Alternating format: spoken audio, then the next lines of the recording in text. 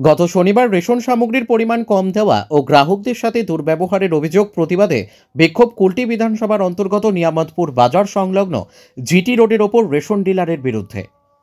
যদিও ration dealer Rohit ভালুডিয়া অভিযোগ অস্বীকার করেন এবং বলেছিলেন সরকারি নিয়ম অনুযায়ী গ্রাহকদের প্রতিটি কার্ডে বরাদ্দ রেশন গ্রাহকদের দেওয়া হয় এবং তিনি ওই দিন অভিযোগ করেন কাউন্সিলরের ভাই সাগির হামলা ও মারধর করেন বলে অভিযোগ করেছিলেন। তবে মারধরের এই অভিযোগ ওই দিন অস্বীকার করেন কাউন্সিলর। তবে সোমবার রোহিত ভালুডিয়ার রেশন দোকানে আসেন খাদ্য দপ্তরের chief inspector Parthasarathi Dutta, area inspector Sadhan Roy. এদিন তারা ওই রেশন দোকানের গ্রাহকদের সাথে কথা বলেন এবং তাদের অভিযোগ শোনেন। তবে পরিদর্শনে আসা আধিকারিকরা জানান রেশন গ্রাহকদের সাথে দুর্ব্যবহারের একটা অভিযোগ পেয়ে রেশন দোকানে এসেছিলেন। অপরদিকে গুরুতর অভিযোগ করলেন রেশন দোকানের মালিক রোহিত ভালুডিয়া। বলেন স্থানীয় কাউন্সিলর জাকির হোসেন নির্বাচনে জয়লাভের পর থেকে তার উপর চক্রান্ত করে এসেছে এবং তার কাছে টাকা চাওয়া হয় বলে অভিযোগ করেন। তিনি আরও বলেন মাঝে নাকি তিনি কিছু টাকা দিয়েছে কাউন্সিলরকে, কিন্তু বর্তমানে টাকা দেওয়া তিনি বন্ধ করে দিয়েছেন। তিনি আতঙ্কিত রয়েছেন ও পরিবারের সদস্যরা আতঙ্কিত রয়েছে বলে তিনি জানান। আজ দপ্তরের আধিকারিকরা এসেছিল গ্রাহকদের সাথে বললেন। যদিও স্থানীয় কাউন্সিলর জাকির হোসেন বলেন যখন থেকে আমি জয়ী হয়ে এসেছি নির্বাচনে, শুধু এই রেশন দোকান নয়, আরও রেশন দোকান রয়েছে, এখানে 5টি রেশন দোকান রয়েছে। কেউ বলে দেখ আমি অত্যাচার করেছি, অনেকবার ঝামেলা হয়েছে, অনেকবার আমরা মিটমাট করেছি। তবে এর গতকাল ঝামেলায় আবারও সেই রেশন সামগ্রীর পরিমাণ কম দেওয়ারও গ্রামবাসীদের সাথে দুর্ব্যবহারের অভিযোগে ঝামেলা হয়, বিক্ষোভ দেখায়।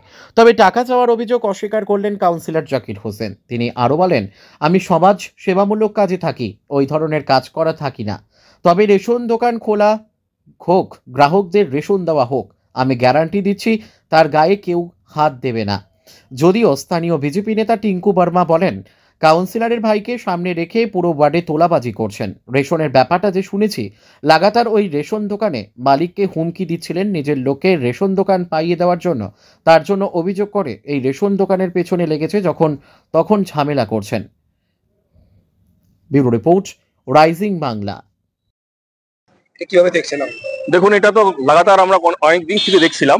ওনার ভাইকে সামনে করে উনি পুরো ওয়ার্ডে তোলাবাজি করছেন।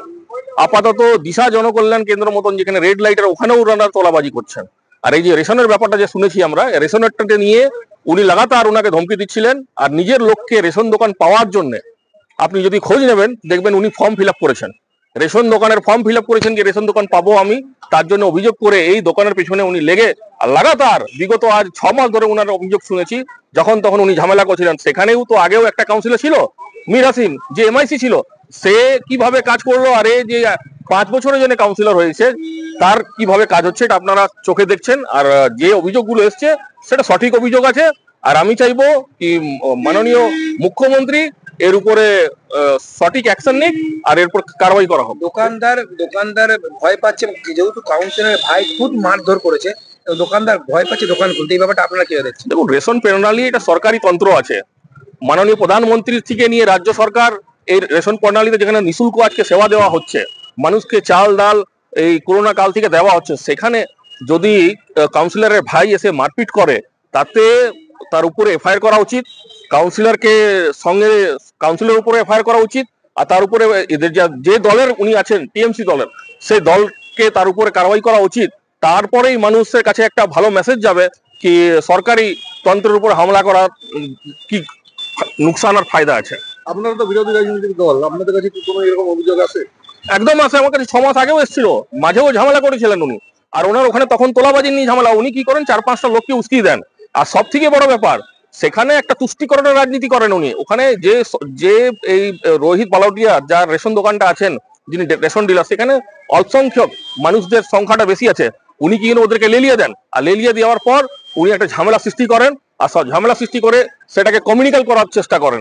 মানে উনার যদি আপনি ইতিহাস দেখেন, এখন পুরো ওয়ার্ডটাতেই উনি কমিউনিক্যাল করে রেখেছেন।